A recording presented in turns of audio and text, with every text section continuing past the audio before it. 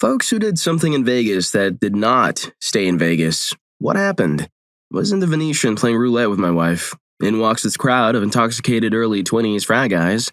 I quickly picked up that it was one of said guy's 23rd birthday and he was down to his last $100. He puts it on black. It hits. Now he's got $200 and he wants to walk away, but his friends are egging him on, so he lets it ride.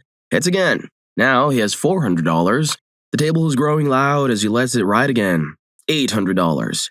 At this point, stuff is getting exciting. He puts the $800 in red and it hits again. $1,600. Now it's getting really loud and the other frat guys are all like, just let it ride, dude. This guy puts the $1,600 in number 23. I think that was higher than the table max because the pit boss came over to approve it, and obviously approved it. I covered my face with my hands. I knew what it would feel like to lose a free $1,600 as a 23-year-old and was picturing the devastation. The wheels spin and 23. It was a $56,000 payout if I remember correctly. Let me tell you, that table was friggin' pandemonium.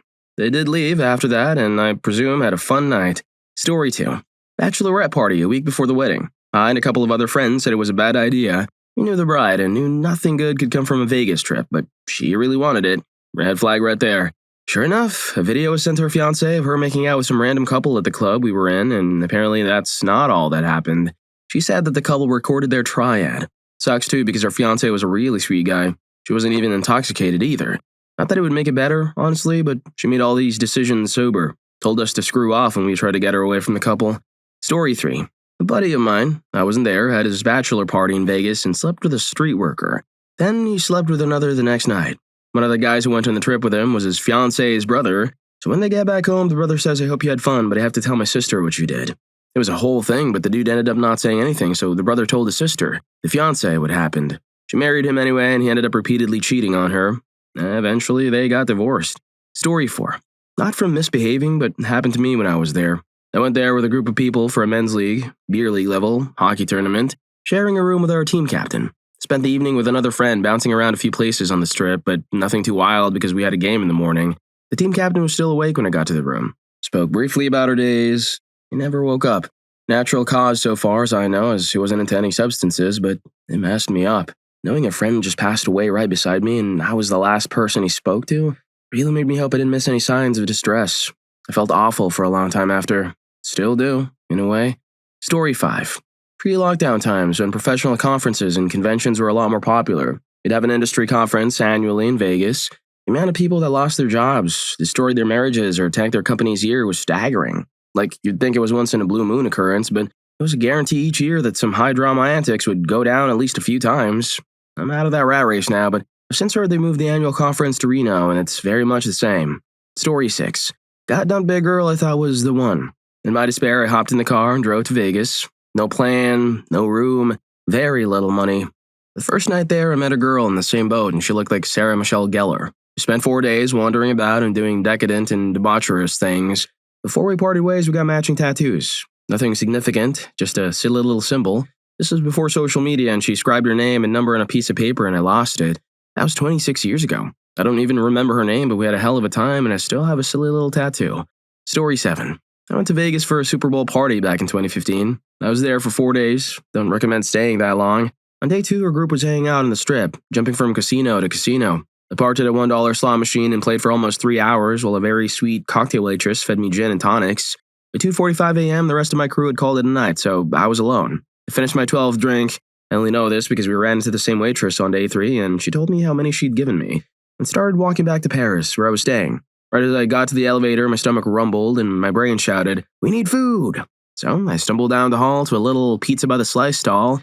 As my slices and I were heading back to the elevator, a very attractive redheaded woman was walking the other way. There used to be a massive flirt in all conditions, so I hit the brakes and asked, "Which way are you going?" She laughed and said, "Same way you are," and started walking with me. We got up to my room. She took off her jacket and sat on the end of the bed. We talked for maybe 3 minutes before I realized she was working. I apologized, explained I thought she was a tourist like me. She was very modestly dressed. Nothing about her suggested lady of the night to my intoxicated brain, and told her I wasn't interested in paying for a fun night. She clicked her tongue and said, "Too bad. You're on the cuter side than most of my customers, and I think we'd have a good time." I asked if I owed her anything for her time. She said, "No, honey, it was nice just getting to chat for a bit, though." Then my intoxicated brain jumped up and said, "You want some pizza?" She laughed and extended her hand for a slice. We ate pizza and talked for about 10 minutes before she left. Not a wild Vegas story, but I still laugh about it from time to time all these years later. Story 8. Years ago, not long, out of law school, I was in court for a case against an opposing counsel I'd gone to law school with and her paralegal. I'd met the paralegal once, just in passing. I lost the case and exchanged pleasantries with both women before heading to the airport for a family member's Vegas wedding. That night, we finished the rehearsal dinner at the Venetian and went walking around, just people watching, doing a little gambling and drinking. As I headed back to my room at the Bellagio, I heard my name sort of shrieked. Spun around and was opposing counsel's paralegal, sprinting toward me. She threw her arms around me, and long story short, she too was in Vegas for her sister's wedding and had left court for the airport. We chatted. No big deal. I headed up to my room as she and her bridesmaid friends were going out. At 3 a.m., there was a knock. I opened the door and it was her. She walked in, kicked off her heels, crawled into my bed, curled up, and was out cold. I covered her up and took the other bed. Around 7 a.m., I woke up to the sound of my shower. There was a black dress, thigh highs, and garments in a pile on my floor. I picked them up, folded them, and lay back down. She came out in a towel a few minutes later and sat on the bed. I asked her if she remembered how she got there, and she said yes. She'd gone out and they all got intoxicated as hell, and she barely drinks at all. She was beyond incoherent. They got to some bar and the girls took off without her. One of them had her phone because she was checking something. She had no idea where she was. Couldn't even remember her hotel as she was rooming with her cousin who booked it, but she remembered seeing me at the Bellagio. She took off walking, followed the fountains, and ended up there, talked the front desk lady into giving her my room number, and there she was. She thanked me for letting her crash and not asking questions. Then she asked for a favor. If she could borrow a shirt, shorts, and pool shoes, and if she could bum an Uber back to her hotel. So, I got her downstairs, some coffee, and into her car. I got home several days later and went back to work. On my desk was a FedEx box with my shirt, shorts, shoes, and a $50 bill and a cheesy, "What happens in Vegas stays in Vegas" shirt with a note. The note said she appreciated everything, along with information for reservations at a restaurant and her number. And that dinner was my ex-wife and I's first date. Story 9. I used to go to Vegas every year for a trade show. The first year I went, I was 18. You can't book a hotel there unless you're 21. I found a website that allowed me to book a room at an off-strip hotel that just stated 18 plus to book. So I booked a room online. I flew down. It was my first time flying and really my first time going anywhere on my own. I didn't really know anyone, and it was just me for the business I'd started. I still laughed that my mom was just like, "Have fun." I showed up to this rundown hotel. The front desk had bars and bulletproof glass. The guy asked for my ID and said, "Oh, you're only 18? We can't book rooms for anyone under 21. Then he looked over, saw I had paid in full for a week. Another mistake. Never go for more than 3 days tops. And I said, "Oh, you're all paid up. Here's the key." The room had marks in the walls and what appeared to be dark stains in the carpet. It was absolutely the worst hotel I've ever stayed in. I had to stay for the full week, sleeping on top of the blankets in my clothes each night. Luckily, nothing too terrible happened, but what an experience for an 18-year-old on their own for the first time. Fortunately, I stayed in much better hotels the other 9 years I went. I came home with about 1,000 of those flyer cards they hand out on the strip for my friends. I'll never forget the guy waving the cards, yelling something memorable about the content. Story 10. This isn't my story, but it happened during a bachelor weekend. One of our friends was walking through the casino and some random woman grabbed him and kissed him. He thought, this could be interesting. She took him back to her room and they got right to it. He was engaged in the moment when suddenly he looked up and saw a man sitting in a chair in the shadows. So my friend stopped and said, "What the heck?" She calmly replied, "Don't worry, he loves this." My friend decided to continue. I'm pretty sure I would have opted out at that point. She then suggested an unusual request, asking him to shout a specific, crude phrase.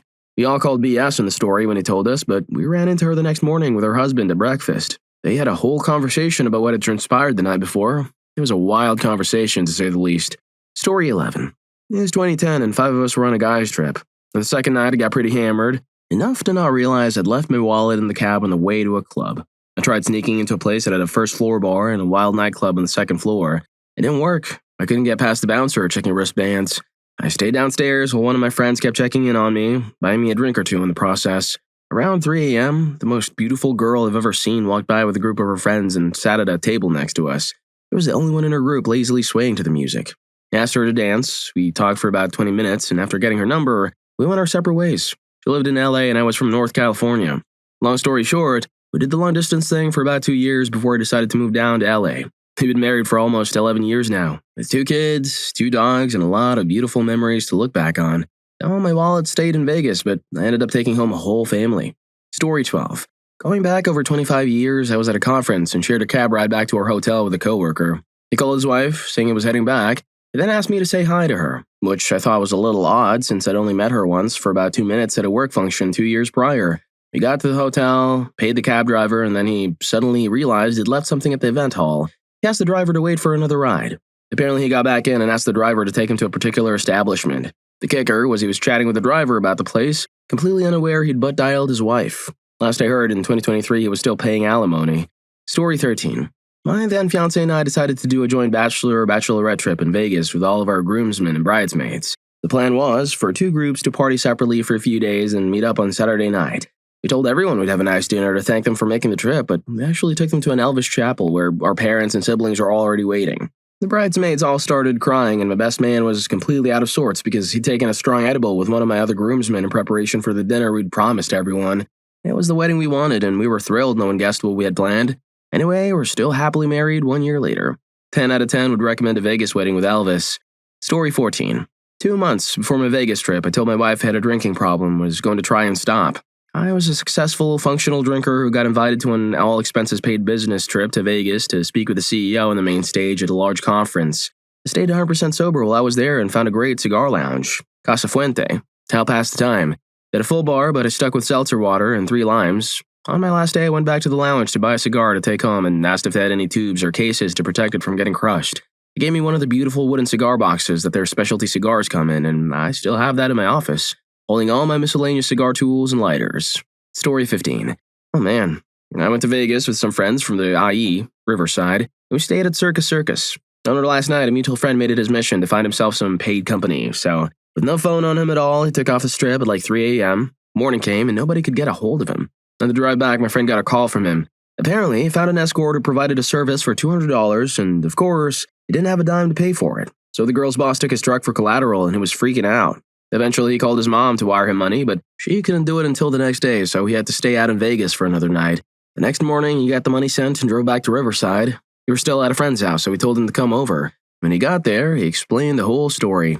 At the end, someone asked him, "So you paid $200 for service, got held against your will, threatened by a boss, and missed a day of work you couldn't afford to, so you lost your job?" "Yeah," he replied. "Was it worth it? Losing all that stuff?" He looked at me like I was from outer space and said, "Wouldn't trade it for anything else in the world." Story 16. My now ex-husband cheated on a work trip in Vegas.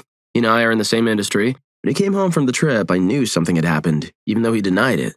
Fast forward 2 years later, we were going through our divorce, and I was at a party with a mix of friends and industry people. A guy I didn't know was telling a story about when he hosted a large group in Vegas.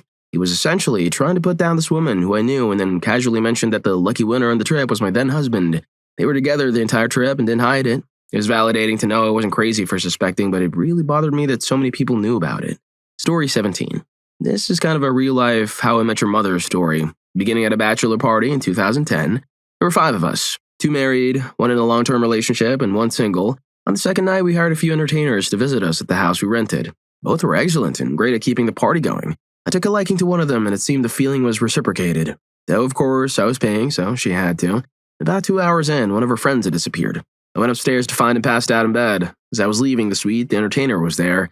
She made a pass at me, suggesting we take a shower together. I asked about the cost, and she said to just add something extra to the tip. So to the shower we went. 10 minutes later, the whole party burst into the bathroom to see us together. We called it a night a few hours later. I woke up to a text from her asking how long we were staying. She wanted to come together the next day. I was thinking, boy, am I a sucker, and how much is this going to cost me? I ditched the guys and went to hang out with her. She paid for dinner, and we had a few drinks before she went to work. We texted through most of the night, which the guys found highly amusing. We flew out the next day around noon. She and I went to brunch. There was clear chemistry, but I was still skeptical. A few months later, I had visited Vegas a few times, ended my previous relationship, and seemed to be dating her. I still didn't have 100% confidence or believe in everything, but the trips to Vegas were fun. We got into every club and so on. Fast forward 15 years, and we've been married for 12. We have 2 planned children together. She moved to my city about a year after we met. She decided she didn't want to perform anymore, saying it was a phase and that she had made the money she needed. She got a job until we had kids and then became a stay-at-home mom. She's never looked back. We dabbled in online content creation, but she didn't embrace it like she thought she would. So now she lives a normal life, involved in the school and community, and runs a small online business. Suffice to say, we don't tell people how we met. We say it was at a Vegas conference, and the guys are sworn to secrecy. I suspect they have told their wives, but it's so far in the past that no one cares. So what happened in Vegas finally left Vegas and became my wife. Story 18. 2001. I was at a company retreat for a week, and we would work in meetings from 8 a.m. to 3 p.m., and they would give us $100 cash as we left to gamble with or whatever. Buffet was lacking at the large, pyramid-shaped hotel, so I went looking for something else and found a seafood restaurant and sat down and ordered a meal. I should have realized when there were no prices on the menu, but the bill was $300. I thought it might be $60, so I paid with a company credit card. Get a call from the CEO upon my return with a pretty solid bum chewing. Luckily, I made them a lot of money and got a pass. Also, on my way out of the hotel on the last day, put the last dollar they gave me in a slot machine and won enough money to get my project car painted. If you're enjoying the video, don't forget to hit that subscribe and like button for more videos like this. Story 19. The owner of the club I worked at would take everyone with 1 year of employment on a trip every year. I did get to go to Vegas, but other years my day job precluded me from attending. So anyway, there we were in Vegas, and the bouncers and I decided to walk the strip. We'd stop at a casino, get a few drinks, and then head down the street. We were in the Mirage, sitting by a water feature that looked like a jungle. The head bouncer at the time looked across the table at a guy nobody liked, but we tolerated and asked him if for $100, he jumped to the edge, do a Tarzan yell, and leap into the pool. I said, "Put your money on the table." The guy we didn't like was absolutely not going to do it, so I looked at Dan and said, "I'll do it." You should have known not to put that challenge up in front of a lunatic like me. So I called the waitress over and asked for security. I swear within 30 seconds we had a crowd of them around us. That guy asked me what was up, and I asked him if, should I do that, they would throw me in jail or just out of the casino. He asked me if I was a guest there, and I said no. He answered that they just escort me out. I was like, "Really?" He laughed and said, "I'd do it for $100. So I grabbed the money, ran to the edge, did a Tarzan yell, jumped in, splashed around, and looked at him and said, "Let's go."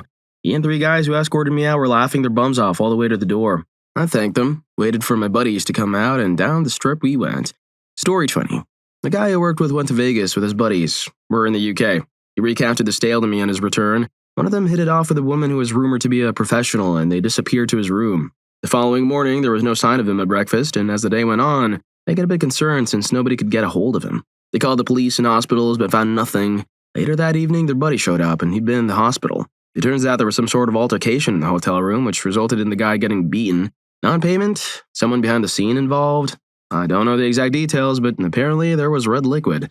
Anyway, he said the casino had called him an ambulance and he had been booked in under trauma Fred, which is why they couldn't locate him. They headed back to his hotel room and it had been thoroughly cleaned as if nothing had ever happened there. Apparently, this sort of incident is bad for business, so casinos go to great lengths to deal with these things with discretion and minimal fuss. Story 21. I've told this before, but I met Shawn Michaels at a restaurant once. We'd accidentally been given his preferred table. Apparently, he was fond of the restaurant and had a specific table he liked, and the management had messed up their days. It was Tuesday, and they thought he was coming on Thursday or something like that. Anyway, the manager, completely embarrassed, "This is a pretty nice restaurant," came by and said, "I'm so sorry, but we'd like to move you to another table if you could be troubled, and we'll gladly compensate you for the cost of this meal and any other meal you'd like when you're in town." My sister and cousin were both like, "Yeah, that's cool," and I kind of played the difficult customer bit. "I'm sorry, I just don't understand. We've been here for 15 minutes. We've just ordered. Can we finish our meal here?" Then, out of nowhere, Shawn Michaels showed up next to the manager and said, "Paul, these guys can finish. We'll be at the bar. I got some time." And I, being a big HBK fan, said, "Oh wow, I had no idea. Please feel free to give them the table." Shawn was grateful, shook my hand, and said thanks. Then he gave me a card with his number on it and told me to give him a call later. After working up the nerve, I gave him a call that night. To make a long story short, we shared a memorable friendship and connection that I shall never forget. We had incredible experiences traveling the world, exploring diverse cultures and beautiful landscapes together on 6 of the 7 continents. Story 22. Here are a couple of my memorable, somewhat chaotic airport stories from Vegas. In February 2023, my parents and I stopped at the Luxor Hotel to see the Titanic exhibit before heading to the airport. In the Luxor's parking garage, I found 4 unopened cans of hard seltzer and stashed them in the rental car. After we were done with the exhibit, I managed to finish all 4 cans in under 20 minutes. In fact, I used one of the cans to wash down my medication, so I had to go through airport security while pretending to be sober. Another time, when I was 15 years old, my parents wanted to gamble at one of the casinos in Vegas before we hopped on our flight. I went out of the parking lot to charge my phone in the car before we boarded the plane. I saw 2 older women in the parking lot, and they asked me if I wanted to try some of what they were having. One of them passed me an unlit item. I put it in my mouth, and she lit it. She ended up getting about 8 inches of my hair with a torch. Needless to say, I had to get a haircut after that. On top of that, I had to go through airport security smelling like what they were smoking. Burnt hair and my dad's cologne. Story 23. My ex insisted on a bachelorette party in Vegas before our wedding.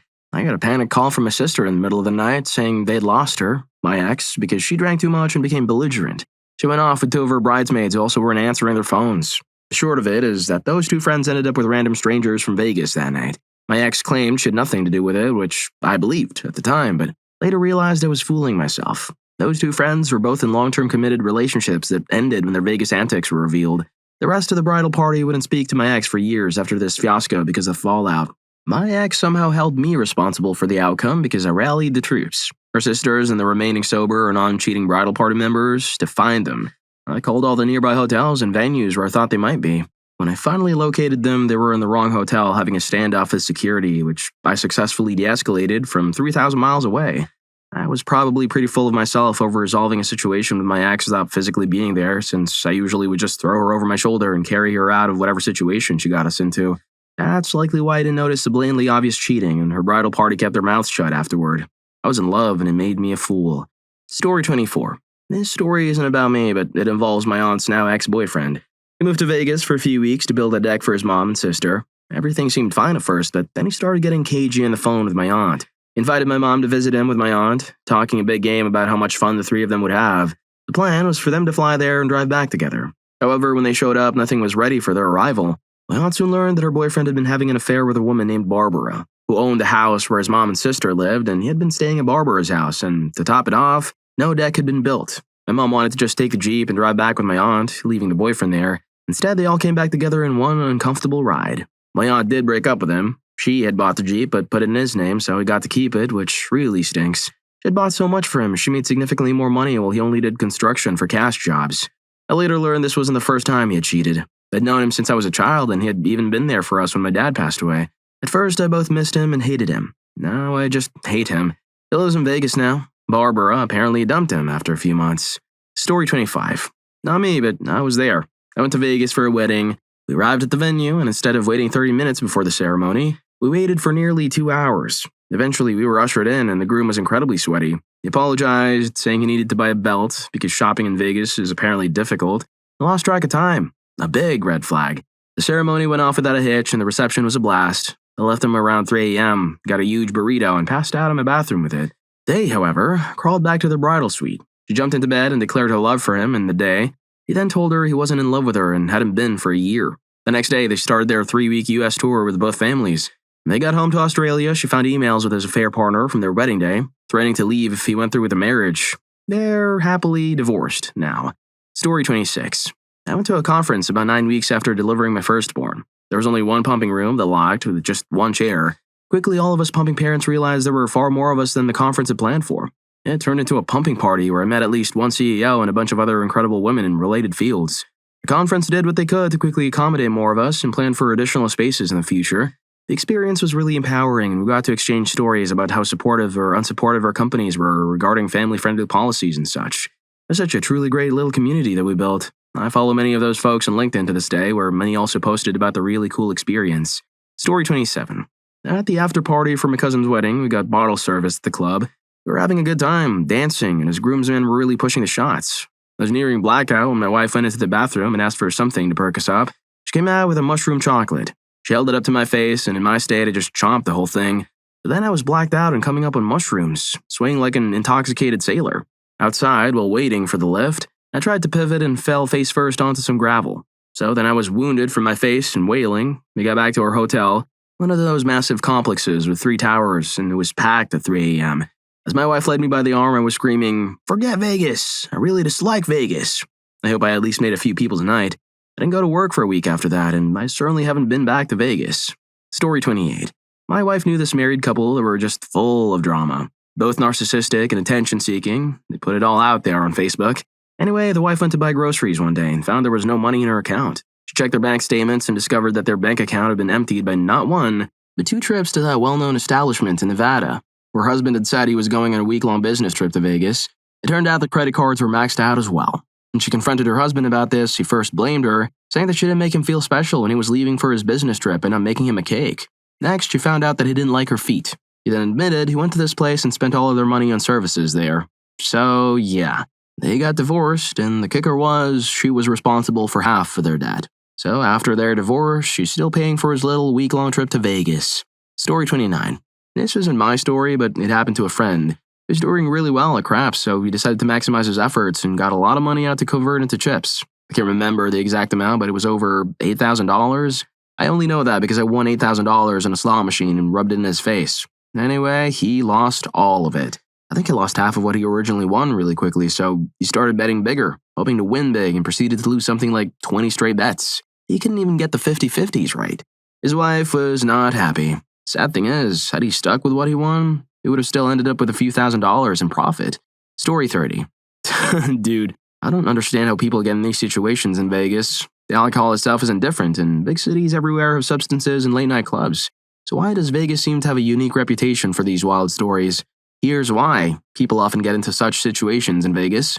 What happens in Vegas stays in Vegas mentality. This pervasive slogan creates a psychological permission slip for people to shed their usual inhibitions. They might act in ways they never would at home, feeling a sense of anonymity and a temporary escape from their everyday responsibilities. Intense atmosphere. Vegas is designed to be overstimulating. The constant lights, sounds, readily available alcohol, and 24/7 entertainment can lead to a state of heightened excitement and reduced self-control. It's an immersive environment that encourages access. Concentration of temptations. While other cities have clubs and gambling, Vegas concentrates all these temptations into a relatively small area. You can easily stumble from a casino to a club to a bar without much effort, accelerating the pace of indulgence. Vacation mode. For many, a trip to Vegas is a designated lose-control vacation. People save up, plan for it, and arrive with a mindset of letting loose. This can lead to overindulgence in drinking, gambling, and other activities that might normally moderate. Easy access and reduced barriers. Drinks are often comped, free while gambling, making it easy to consume more than intended. The sheer volume of entertainment options means there's always something to do, leading to longer nights and less sleep, which further impairs judgment. So while the individual actions, drinking too much, gambling excessively, aren't unique to Vegas, the combination of a permissive cultural narrative, concentrated temptations, and a high-end vacation mindset often amplifies these behaviors in a way that leads to those only in Vegas stories. It's less about the city itself being magical and more about how people choose to behave within its unique environment. Story 31. I had a failed one-night stand. It failed because 11 years later, we're married and moved across the country to be together. We met at a work conference in Vegas, hit it off, and made some moves. It was really out of character for both of us, but we both had partners who were encouraging us to be with other people because they wanted to do the same. They were also just terrible partners. My future spouse and I kept in touch and truly reconnected when both our relationships dissolved for similar reasons. We fell in love ridiculously quickly, and well, here we are, starting a life together that continues to this day. Side note, my spouse was the only good thing about the Vegas trip in late June. It was hot, crowded, full of unhappy, desperate people in a fake world designed to drain your wallet and soul dry. I'd say stay far away from it, but hey, I got a loving and supportive marriage that has made me a better person out of it, so what do I know? Story 32. My Australian cousin married his South African girlfriend in Vegas at the Harley-Davidson Chapel or whatever it was called. They rode up in a hog, got married on it, and then drove off. Lived in London, so there were Brits, Aussies, and South African guests. About 15 of us, heading to the hotel bar the day before the biker ceremony.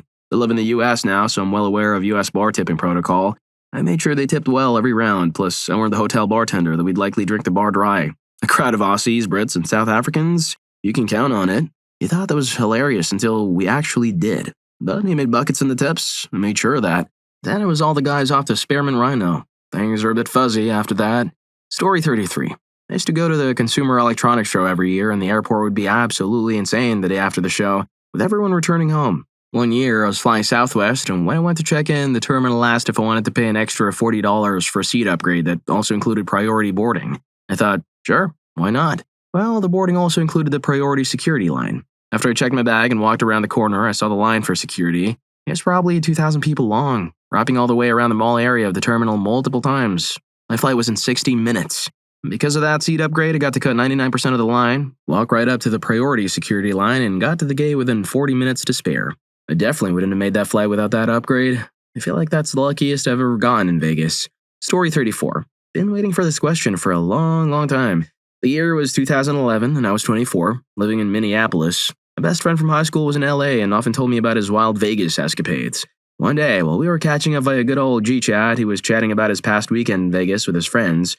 I impulsively said, screw it, let's plan a trip. I'll bring my friends, you bring yours, and we'll do Vegas, right? The weekend was planned. It was supposed to be me, a girl I just started seeing, and a couple who were friends of mine, all flying in.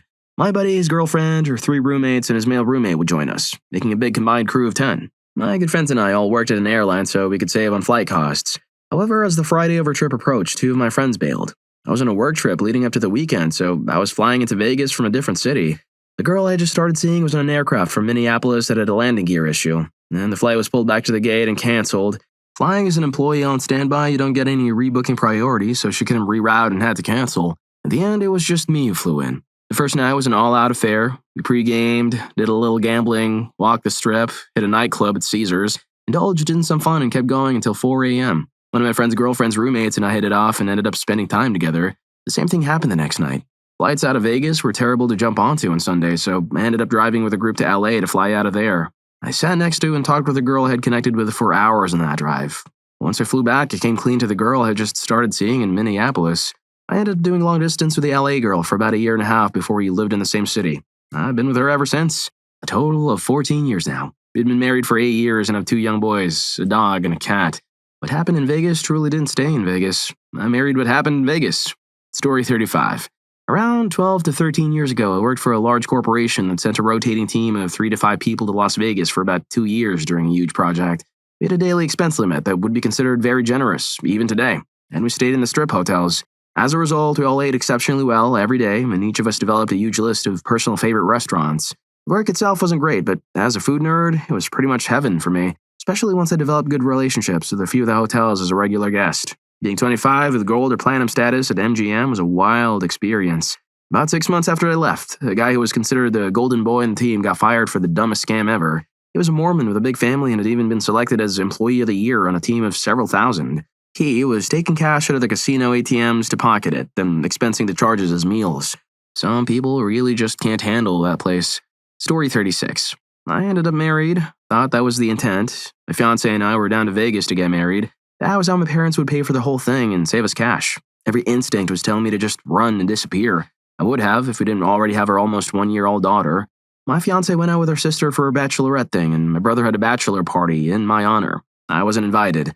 I found out a few years after the divorce that she cheated during her party and for the majority of our relationship.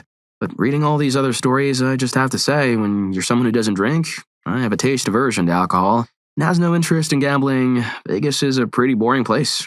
I spent the bulk of my time alone there, just randomly wandering around, bored out of my mind. Well, if you like these stories, here's more. YouTube thinks you're gonna love this. Catch you in that video.